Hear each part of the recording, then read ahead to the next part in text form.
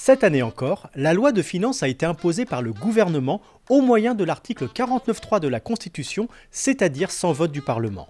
Un texte qui ne comporte pas de grandes réformes, mais tout de même quelques mesures fiscales à destination des particuliers, ainsi qu'une grosse bourde. Pour vous informer au mieux de toutes les nouveautés fiscales, le particulier vous propose une gamme de 3 ouvrages complémentaires.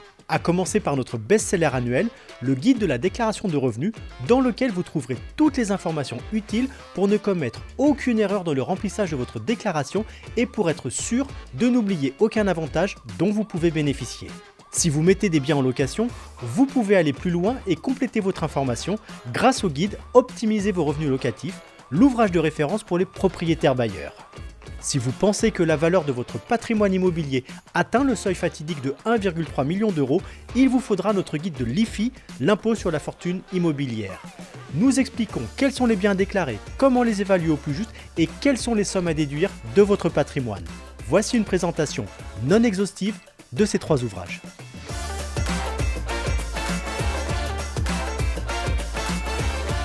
Pour atténuer un peu les effets de l'inflation, la loi de finances pour 2024 revalorise le barème de l'impôt de 4,8%.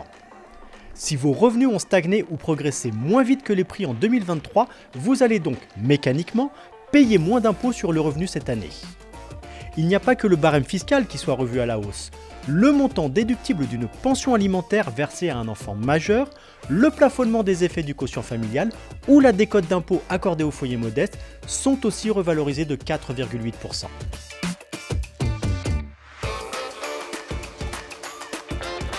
Côté travaux, la loi souffle le chaud et le froid sur l'avantage fiscal accordé pour vos dépenses d'adaptation du logement au grand âge ou au handicap.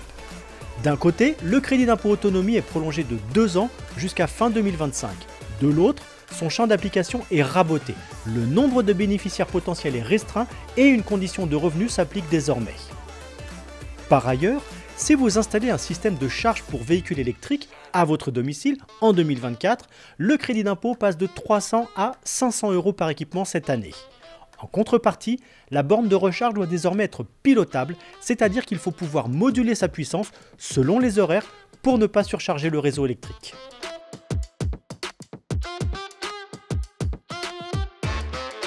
D'autres avantages fiscaux ont été prolongés, comme la réduction d'impôt de Normandie, le Malraux dans les quartiers anciens dégradés ou la réduction d'impôt Sofica en faveur du financement du cinéma par exemple.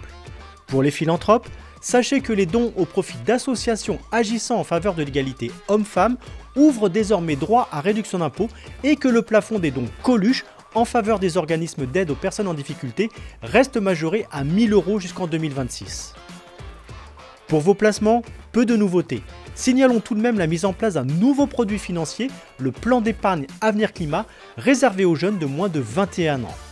Signalons aussi le maintien à 25% du taux de la réduction d'impôt pour la souscription au capital de certains placements à risque, à condition qu'il s'agisse d'entreprises solidaires.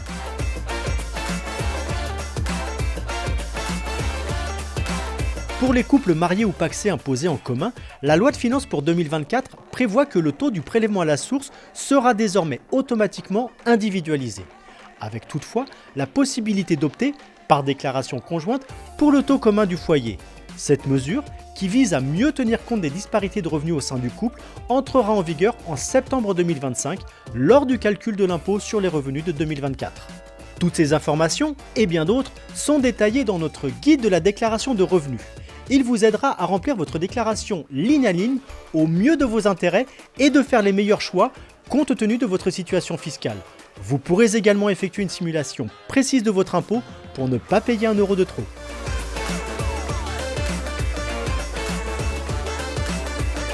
Avec notre guide des revenus locatifs, vous pourrez définir une stratégie immobilière efficace et déclarer vos loyers sans risque d'erreur. L'ouvrage fait le point sur les dernières évolutions légales avec l'entrée en vigueur du Pinel+, le doublement du déficit foncier pour les travaux de rénovation énergétique ou encore le fonctionnement détaillé de la réduction d'impôt Locavantage. L'ouvrage traite aussi de la réforme maudite de la fiscalité des locations saisonnières que je vous explique plus loin. Vous trouverez dans ce guide de nombreux conseils pour réussir votre investissement locatif, choisir le dispositif fiscal le mieux adapté à votre situation, déclarer vos loyers et déduire vos charges et travaux sans risquer de vous tromper. Vous saurez également comment gérer efficacement vos acomptes d'impôts prélevés à la source. L'ouvrage offre également une présentation des stratégies alternatives à l'investissement classique telles que le déficit foncier, l'achat en démembrement ou encore l'usufruit locatif. Peu importe que vous fassiez de la location nue ou meublée, que vous soyez multipropriétaire, associé d'une SCI, simple usufruitier ou propriétaire en indivision, vous y trouverez le détail de tous les dispositifs fiscaux en vigueur et nos conseils pour bien investir dans l'immobilier en 2024.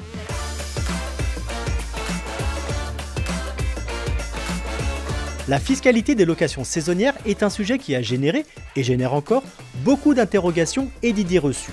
Oui, les pouvoirs publics vous laissent le choix d'appliquer, ou non, cette réglementation pour l'imposition de vos revenus de 2023. Et oui, cela va encore bouger, puisqu'un texte sur la location saisonnière est actuellement en discussion au Parlement. Concrètement, le problème vient d'un amendement sénatorial qui a été adopté en l'état dans le texte définitif de la loi de finances contre l'avis du gouvernement. Les pouvoirs publics ont réagi par instruction en laissant le choix aux contribuables de ne pas appliquer cette réglementation cette année. Une position originale que vient de valider le Conseil d'État dans un avis rendu le 18 mars 2024. Retrouvez tous les détails de cette affaire dans notre guide.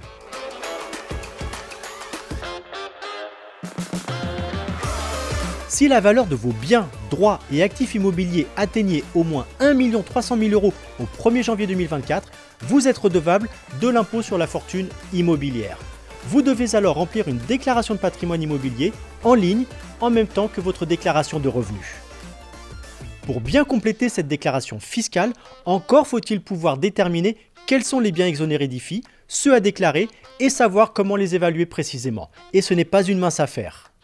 En effet, selon la composition de votre patrimoine personnel et professionnel, mais aussi selon la structure de votre famille, la déclaration des biens immobiliers peut s'avérer être un véritable casse-tête. C'est pourquoi notre guide de l'impôt sur la fortune immobilière 2024 vous aide à optimiser la déclaration de votre patrimoine immobilier, mais aussi à définir les stratégies de défiscalisation les plus efficaces à mettre en place pour 2025.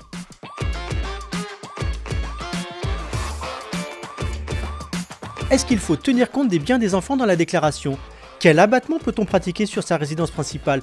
Une décote est-elle possible sur un bien loué ou détenu en indivision? Les logements loués meublés sont-ils à déclarer? Quelles sont les dettes déductibles? Comment calculer l'impôt dû et quelles sont les réductions d'impôt applicables? Voici quelques-unes des nombreuses questions traitées dans cet ouvrage.